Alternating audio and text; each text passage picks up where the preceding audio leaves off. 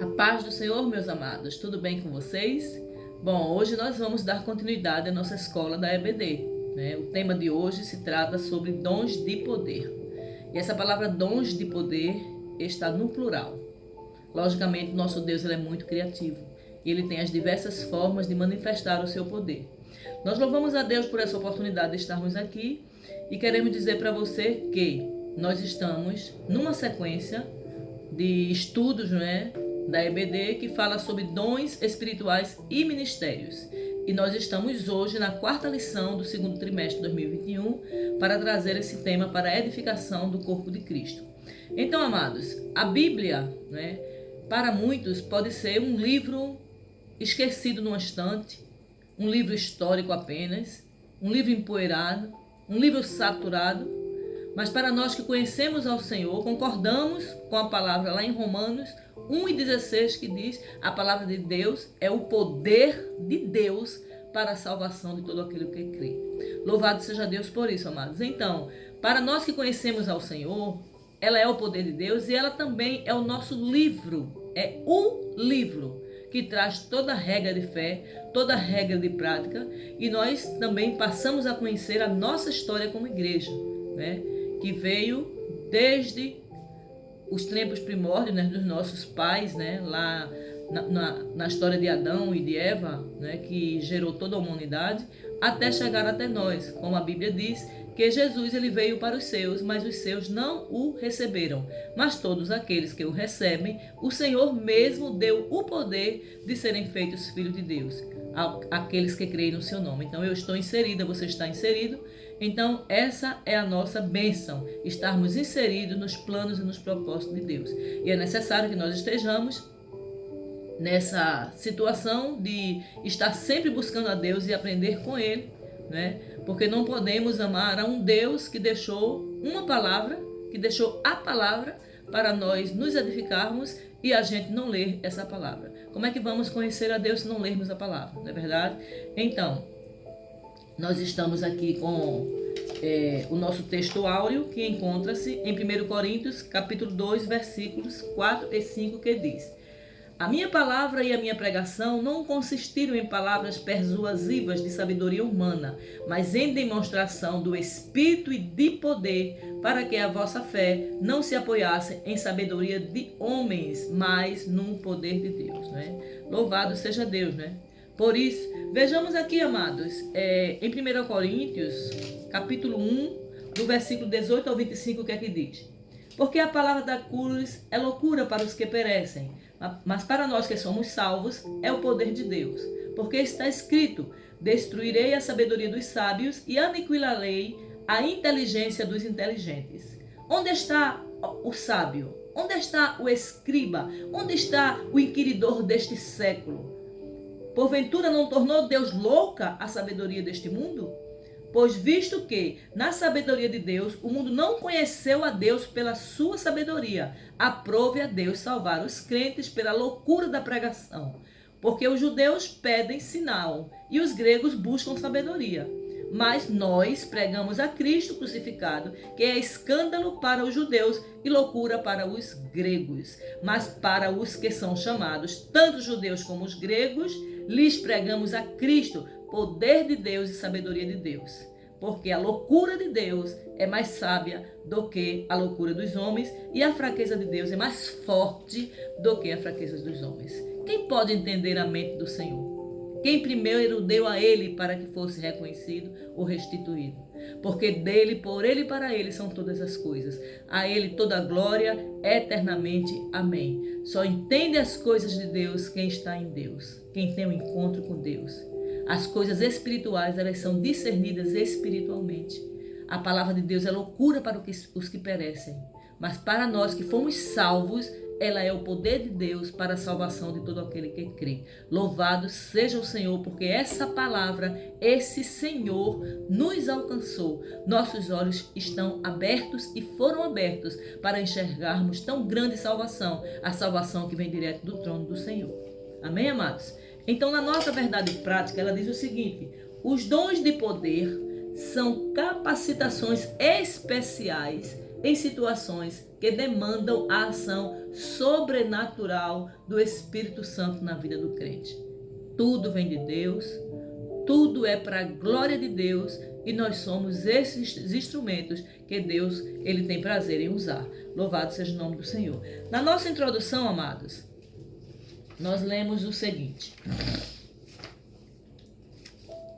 o ministério terreno de Jesus foi marcado por inúmeros milagres, principalmente curas.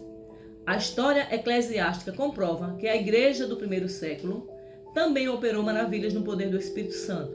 Entre os primeiros cristãos, sobejavam os dons do poder.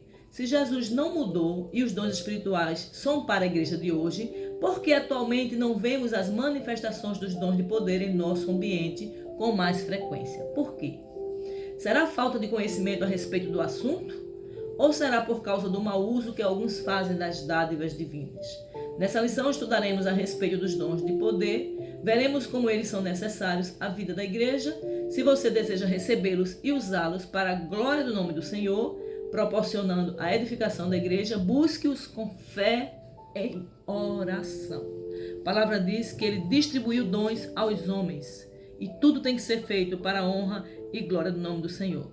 Amados, no livro de Mateus, no capítulo 9, eu entendo, né, que os dons de curar, eles existem, eles são para o tempo de hoje, mas é necessário essa atuação através da fé. Deus, ele é soberano, ele faz como quer, do jeito que quer, da forma que quer, no momento que quer e na hora que quer. Então não sou eu quem determina o momento que Deus vai fazer um milagre ou não. Não sou eu que determino a forma de Deus curar ou não. Deus não deixou brecha quanto a isso quando curou várias pessoas de forma diferente.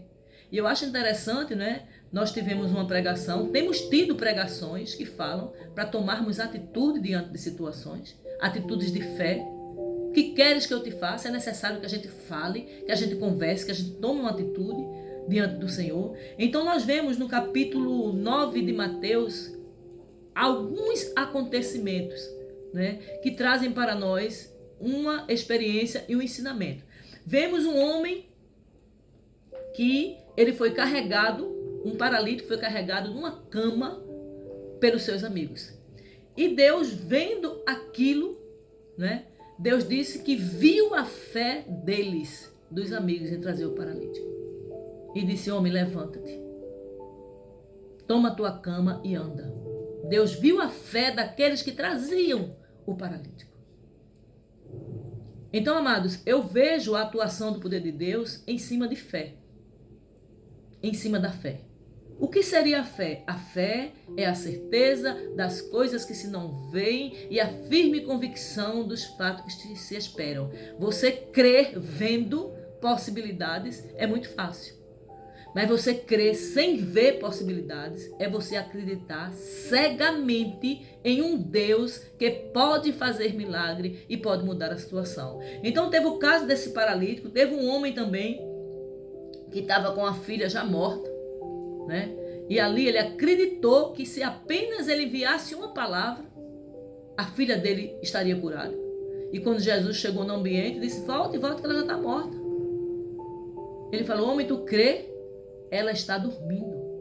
E chegou lá e despertou de um sono, que a gente sabe, né? A palavra diz que para a gente é morte, que nós, mas para Deus diz, os que dormiram no Senhor, é um sono profundo que vamos despertar no dia da ressurreição, aqueles que já foram. E nós, se estivermos vivos, seremos arrebatados pelo Senhor. Mas tudo faz parte do poder de Deus. É Deus quem determina, é Deus quem faz. Nós vimos também nessa mesma situação, nesse mesmo capítulo, a situação da mulher do fluxo de sangue, tão pregado nas igrejas, né? Que a mulher rompeu uma multidão e foi lá e disse: não, se eu apenas tocar na orla do vestido dele, eu vou ser curada. A mulher foi rompendo a multidão, né? Naquela época, as mulheres, quando estavam em seu tempo, seu ciclo menstrual, elas eram consideradas como imundas, elas não podiam ter contato com a sociedade. E aquela mulher já vinha há muitos anos naquela situação, perdendo sangue, perdendo vida, há 38 anos, perdendo sangue, perdendo vida. E ela não tinha mais recurso, ela já tinha gasto tudo, mas ela disse, eu apenas tocar.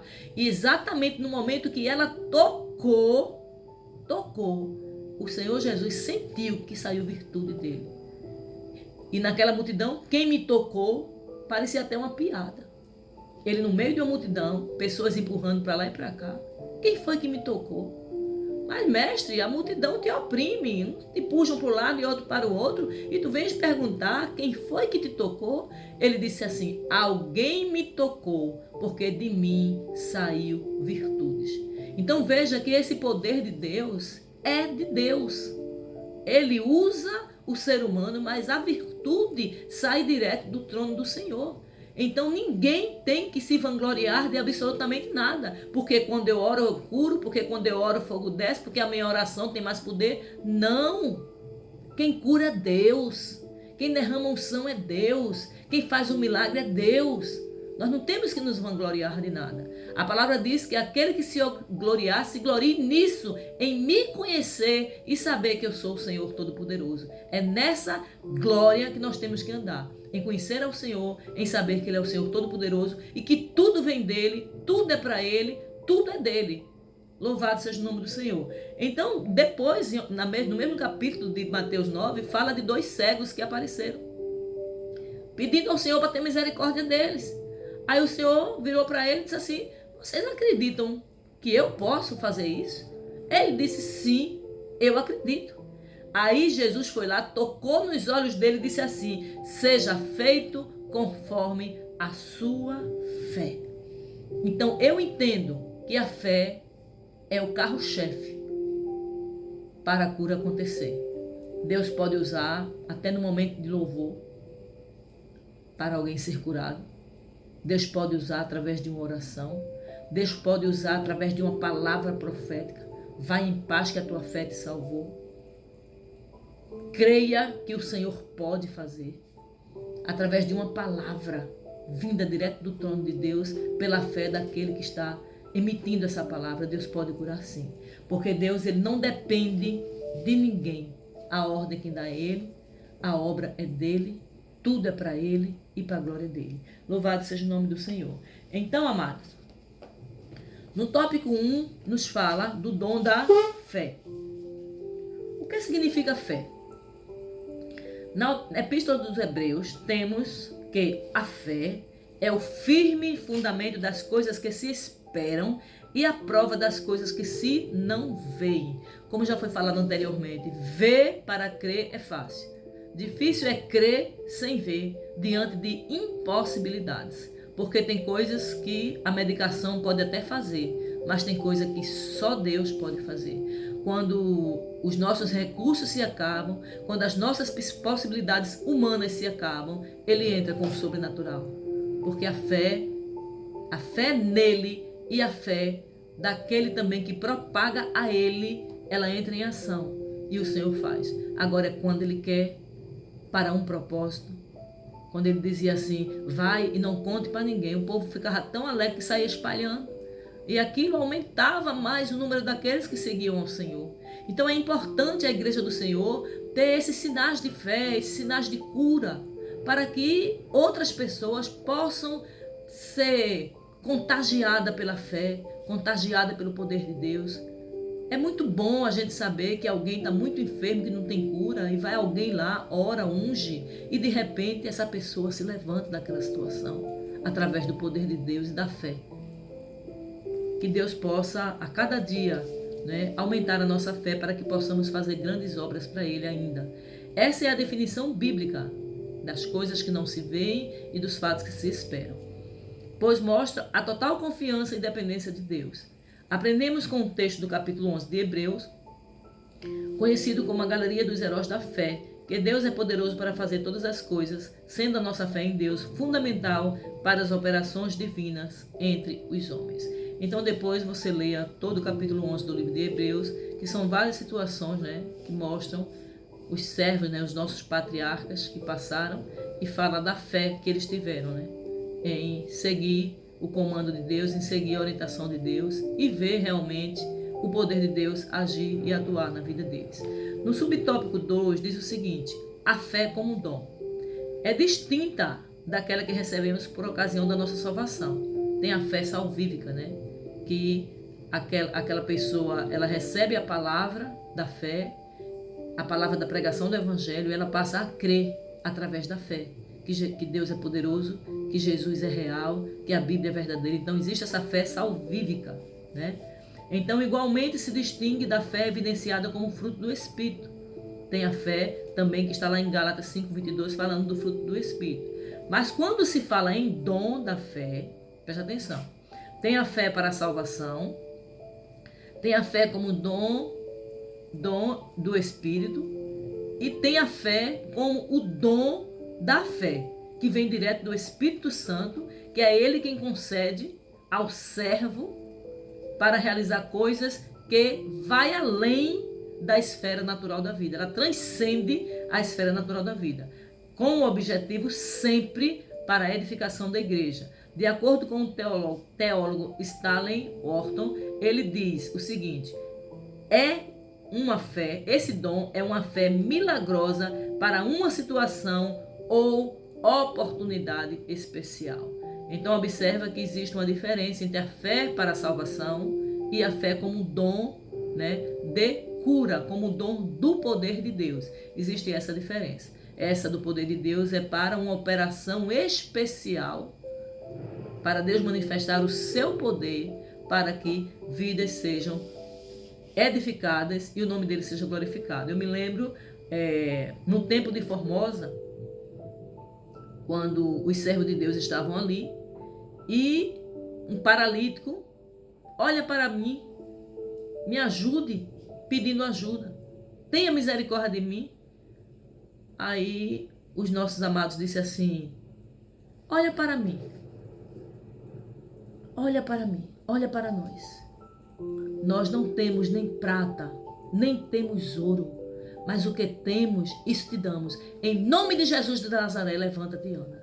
E ali entrou, naquele momento, a operação do poder, do milagre, da maravilha do Senhor na vida daquele coxo no templo de Formosa. Louvado seja Deus. Então é um poder, a fé é uma fé milagrosa para uma situação ou oportunidade especial.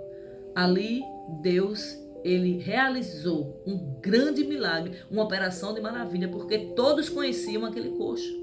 Sabiam que ele vivia ali na porta do templo, mendigando. Mas depois passaram a ver o homem saltando, pulando e glorificando a Deus. Então, o que aconteceu? Uma operação de milagre, uma operação de maravilha na vida daquele coxo, para a glória do nome do Senhor. Amém? Então, no subtópico 3 diz o seguinte: o exemplo bíblico do dom da fé. Quando guiou o povo de Israel na saída do Egito e se aproximou do Mar Vermelho, já na iminência de ser destruído por Faraó, Moisés disse: não temais, estai quietos e vede o livramento do Senhor que hoje vos fará. Porque aos egípcios que hoje vistes, nunca mais os verei para sempre. O Senhor pelejará por vós e vos calareis. Está em Êxodo capítulo 14, 13 e 14. Moisés viu pela fé o livramento do Senhor antes do fato acontecer. Esta é uma boa amostra bíblica do exercício da fé. É a firme convicção dos fatos que se esperam. É a certeza das coisas que não se veem, mas a fé vê o livramento. Não tem como, mas a fé vai lá e atua no livramento. Foi o que aconteceu aqui, uma operação tremenda de Deus ali, naquela abertura daquele mar, onde é falado até hoje, onde o mar se abriu, o povo do Senhor passou a pés enxutos, e o exército de Faraó, cheio de poder, veio correndo atrás, e as comportas do mar se fecharam. Ficou na história, é história do poder de Deus, testemunhado através daqueles homens de Deus, através de Moisés. Então aqui no tópico 2 diz dons de curar. Dons está no plural. 1 Coríntios 12 e 9. O que são os dons de curar? Subtópico 1. São recursos de caráter sobrenatural para atuarem na cura de qualquer tipo de enfermidade. Por isso a expressão está no plural. Deus é quem cura. Ele concede os dons segundo o conselho da sua vontade, sabedoria e no momento certo. No Antigo Testamento, o Todo-Poderoso se manifestou ao povo de Israel como Jeová Rafá. Eu sou o Senhor que cura. Louvado seja Deus. Lá em Êxodo 15 e 26. Salmo 103 e 3. A concessão desses dons à igreja deve-se à necessidade de o evangelho ser anunciado como uma mensagem poderosa ao não crente, que outrora não tinha fé, mas que agora passou a crer no evangelho, arrependendo-se dos seus pecados. Como fortalece a fé do novo convertido, ver operações de poder de Deus, de milagre de Deus no meio da congregação, no meio da igreja do Senhor, entre o povo do Senhor, para a edificação das suas vidas e testemunho para alcançar outras vidas. Vem e vê. Existe alguma coisa boa em Nazaré? Vem e vê. Então é necessário que isso seja visto nos dias de hoje, por que não? No momento tão difícil que nós estamos passando, a gente poder testemunhar de cura, testemunhar do poder de Deus, testemunhar das maravilhas do Senhor, de algo que não tinha mais jeito, que o método já tinha desenganado, mas que o poder de Deus atuou de forma sobrenatural. E a pessoa se levantou daquela situação para testemunhar do poder de Deus. Louvado seja o nome do Senhor. No subtópico 2 diz a redenção e as curas, A redenção e as curas. Apesar de o crente ser redimido pelo Senhor através da obra expiatória efetuada por Jesus na cruz, ele ainda aguarda a redenção do seu próprio corpo, quando o apóstolo Paulo tratou dos males que afligem a criação como resultado do pecado da humanidade, escreveu que não só ela, mas nós mesmos que temos as primícias do Espírito, também gememos em nós mesmos, esperando a adoção, a saber, a redenção do nosso corpo. Enquanto não recebemos um novo corpo imortal e incorruptível, estaremos sujeitos a toda sorte de doença. Não somente a sorte de doença, mas a sorte de todas as coisas que outras pessoas também passam.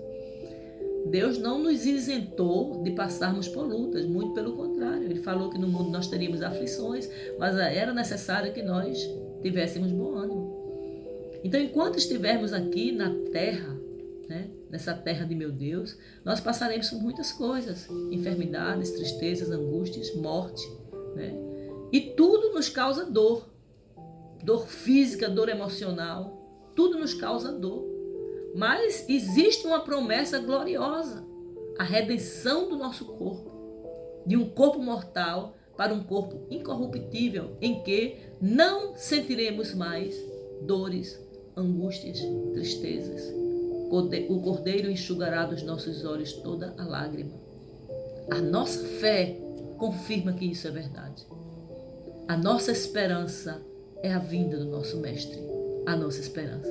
Então nós aguardamos essa redenção, porque recebemos um corpo mortal, mas haveremos de receber um imortal, onde jamais sentiremos dores. E isso é fé. Nós cremos, não estamos vendo, mas estamos crendo que a palavra do Senhor é verdadeira e fiel. Amém? O subtópico 3 diz o seguinte: a necessidade desses dons. Os dons de curar são necessários à igreja. Da atualidade, lógico, é necessário à igreja hoje, No mundo incrédulo em que a medicina se desenvolve rapidamente, o ser humano pensa que pode superar a Deus. Existem muitos semideuses, no meio da medicina. Eles acreditam naquilo que eles podem fazer, mas o Senhor, ele vai muito além da medicina. Ele criou a medicina, ele é médico por excelência, ele vai muito além da medicina. A humanidade precisa compreender a sua limitação e convencer-se da sublime realidade de um Deus todo-poderoso que, em sua misericórdia e amor, concede sabedoria a homens e mulheres para multiplicar o conhecimento da medicina, visando o bem-estar de todos. Quanto aos dons de curas, são manifestações de poder sobrenatural que o Espírito Santo colocou à disposição da Igreja de Cristo para que a humanidade reconheça que Deus tem o poder de sanar todas as doenças. Ele vai além da medicina. Ele vai além da impossibilidade. Ele vai muito além de tudo que o homem possa pensar ou imaginar. Porque ele é Deus. Ele manda e não é mandado por ninguém. Então muitos médicos se sentem o bambambam, porque eu curei, eu fiz, eu aconteci. Eu me lembro quando a minha mãe, ela passou pela cirurgia para retirada de um tumor no tronco encefálico. Ele estava aqui, no tronco encefálico, que a gente chama de nuca. E o médico chegou de forma bem arrogante. Ela morre com e não de. Querendo dizer que aquele tumor ficaria lá o resto da vida, que não ia crescer e que ela ia morrer de outra coisa, mas do tumor não. E o tumor cresceu. Ele disse que não ia crescer, o tumor cresceu. Não era câncer, mas cresceu. E no dia que ela passou pela cirurgia, que tinha que fazer, porque ela estava perdendo as funções motoras, eu estava lá. Quando o médico chegou para mim e disse assim: em relação ao tumor, a sua mãe está salva. Quando ele falou isso, o Espírito Santo disse a mim: não sabem de nada, eu vou levar a sua mãe. Então você veja que existe uma certa arrogância no meio médico, em alguns, né? Não são todos. Existem muitos médicos servos e muitos médicos humildes também. Mas existe uma certa arrogância em eles pensarem que eu tenho o poder para curar, sou eu quem curo, sou eu quem faço. Não. Ainda que as mãos deles sejam instrumentos para operar e dar certo, quem deu a sabedoria, quem faz com que as mãos se movam é Deus. Então, não devemos nos vangloriar de absolutamente nada, porque tudo vem de Deus e tudo volta para Deus. Louvado seja o nome do Senhor. Jesus teve tantas atitudes absurdas, pegou, cuspiu na terra, mexeu, fez um lodo lá, nojentinho com saliva, e botou no olho do cego e o cego viu. E aí? E aí? Que medicina é essa? Que medicina é essa? Então nós sabemos que o poder é dele. Ele faz como quer. É como se ele dissesse: vocês foram feitos do barro da terra. E vocês nessa areia aqui, que são vocês, fragmentos de rocha. Eu sou a rocha e vocês são fragmentos de rocha. Com o meu cuspe, com a minha palavra, é que vocês têm poder para fazer alguma coisa. É como se ele estivesse dizendo isso. Nós viemos do pó da terra, nós somos pó e voltaremos para o pó.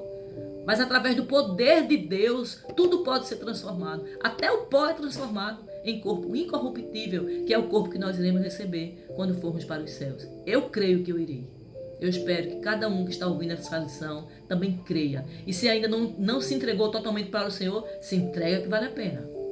Se entrega que vale a pena. Nós estamos caminhando para Canaã celestial. Pega carona e vamos embora caminhar conosco. E essa carona se chama a fé no Senhor Jesus. Se chama a entrega da sua vida para o Senhor Jesus. Louvado seja Deus por isso. Então, no tópico 3, que é o último tópico da lição, ele diz o seguinte: o dom de operação de maravilhas vai além do dom de cura. Então, no subtópico 1 diz: o dom de operação de maravilhas, este dom realiza obras extraordinárias além do poder humano. O dom de operação de maravilhas altera a ordem natural das coisas consideradas impossíveis e impensáveis. A abertura do Mar Vermelho foi uma maravilha. Impossível aquilo acontecer, humanamente falando. Impossível, né? Tópico 2, subtópico 2, exemplos bíblicos. O ministério terreno de Jesus foi marcado por operações de maravilhas. O bom mestre repreendeu o vento e logo se aquietaram. Aleluia! O nosso Senhor atestou por muitas vezes o seu poder sobre a natureza criada por sua glória. Aleluia! Podemos destacar outro exemplo de operação de maravilhas no ministério de Jesus. A ressurreição da filha de Naim. Aleluia! Que nós vimos na pregação, né, por esses dias na nossa igreja. A ressurreição da filha de Jairo. A situação, se tu tivesse, meu Senhor, vindo, meu Senhor, antes, né, lá em Lázaro, o meu irmão não teria morrido. Ele não precisa do tempo. Ele não trabalha com o nosso tempo cronológico. Ele trabalha com o Kairos, que é o tempo dele. No tempo aceitável ao Senhor. É o tempo dele. Muitas vezes Deus não chega para nos ensinar algo. Deus não chega na hora que queremos para nos ensinar algo, para fazer a gente aprender a esperar, aprender a confiar, aprender a colocar a nossa fé em ação. Ah, meu Senhor, se tu estivesse aqui, o meu irmão não teria morrido. Mas ali ele fez o milagre, porque era o tempo Kairos para ele fazer. Aleluias. Ele já estava morto há quase 4 dias, mas ressuscitou. O nosso Senhor tem poder sobre a morte, pois para ele nada é impossível. Está em Lucas 1:37, nós conhecemos bem esse versículo. Nosso Deus não mudou. O Pai Celestial deu dons à sua igreja a fim de que ela atue no mundo moderno com poder e graça. Que possamos, nesse tempo difícil, buscar esse poder para fazer grandes obras para o Senhor. No subtópico 3 diz o seguinte: distorções no uso dos dons de curar e de operação de maravilhas. O cristão não tem autorização divina para determinar, ou decretar ou exigir. Eu já ouvi muito isso. Eu determino, eu não aceito. Ninguém tem esse poder para isso, né? Deus faz como quer, do jeito que quer, na hora que quer. E se ele fizer, ele é Deus. Se não fizer, continua sendo Deus. Amém? Então, para exigir cura de enfermos, eu decreto, eu determino, não é por aí. Jesus humildemente chegou assim: Pai, eu sei que tu sempre me ouves, mas por causa dessa multidão, louvado seja Deus. Vem, Senhor, por causa dessa multidão, eu sei que tu sempre me ouves. Então, humildade. Jesus, que era Deus, ele não teve por usurpação em ser igual a Deus, mas aniquilou-se a si mesmo. Muita humildade. Que exemplo glorioso nós temos do nosso mestre. Tinha poder para tudo, podia fazer tudo, mas estava lá quietinho. És tu o rei dos Zeus? Tu o dizes. Salvou a muitos e não pôde salvar a si mesmo. E ele ali, caladinho, só na comunhão com o Pai, só bebendo do Pai. É isso, essa posição que muitas vezes Deus quer que a gente tenha. Não precisamos nos defender em situação nenhuma. Fica lá quietinho, bebendo do Pai. E no tempo aceitável do Senhor, o Senhor vai lá e faz o milagre que eu e você está precisando. Então a nossa relação com Deus não se dá em forma de barganha. Quem somos nós para exigir de Deus alguma coisa? Somos seres humanos limitados. Se não fosse a graça e a misericórdia de Deus, o que seria de nós? Como o apóstolo Paulo diz: para onde iremos nós que só tu tens as palavras de vida eterna, Senhor? Como discípulo de Cristo, devemos rogar ao Pai, buscando de todo o nosso coração para curar os doentes. Pois a palavra de Deus recomenda que oremos pelos enfermos. Lá em Tiago: está entre vós alguém doente? Somos presbíteros da igreja e unja com óleo. E a oração do justo pode muito em seus efeitos. E independente de se ter o dom ou não, Jesus nos ensinou que em seu nome deveriam impor as mãos sobre os enfermos para que eles sejam curados. Nossa responsabilidade é orar pedindo a cura. Quem sara o enfermo de acordo com a sua soberana vontade é Deus. O crente que impõe as mãos sobre o enfermo não pode ser tratado como um ídolo na igreja, principalmente se o enfermo for curado. Nem podemos imaginar que porque aconteceu o milagre aquela vez, sempre haverá outros milagres. Que o Altíssimo tenha misericórdia e nos proteja dessa pretensão. Quem opera os sinais e as maravilhas é o Senhor, não o homem. Toda a ação decorrente dos dons vem do Espírito Santo e por isso não podemos agendar dias nem marcar horários para a sua operação. Façamos a obra de Deus com honestidade e com decência, né? Toda humildade, toda perseverança, fazendo a obra de Deus. A gente faz a nossa parte e Deus faz a dele. Mas nada nos dará o direito de achar que somos alguma coisa. Mas ele só ficou bom porque eu orei. Só aconteceu um milagre porque eu fui lá. Se não fosse você, seria outro. Deus usa quem quer, como quer, faz do jeito que quer. Deus fez até uma mula falar para exortar o povo. A mula de Balaão, todos conhecem a história. Então Deus, quando quer, ele dá ordem, amados. Ele é quem dá a ordem. Independente de ser eu ou você que for um instrumento que usar, ele é quem dá a ordem. Até a própria pessoa dá também ali, na sua atitude de fé, ela move o poder de Deus. Mulher, a tua fé te salvou. Seja feito conforme a tua fé. A gente ouviu tanto Jesus falar isso. É necessário que a gente ouça e aprenda também. Amém? Então devemos fazer uso dos dons para propagar o evangelho e propagar Deus. Mais nada. Que o nome do Senhor seja glorificado através da minha e da sua vida. E que nós possamos entender que tudo é de Deus. Tudo volta para Deus e tudo é para a glória dele. Então na nossa conclusão diz o seguinte: Deus pode conceder a seus servos o dom da fé, dons de curar e o de operação de milagres, mas nem sempre de acordo com a sua vontade e graça. Mas sempre de acordo com a sua vontade e graça. Lembre-se de que os dons de poder contribuem para legitimar a pregação do evangelho. Amém? Se falamos que Deus tem poder, Deus também tem prazer em manifestar esse poder para a propagação do Evangelho, para que o nome dele seja glorificado.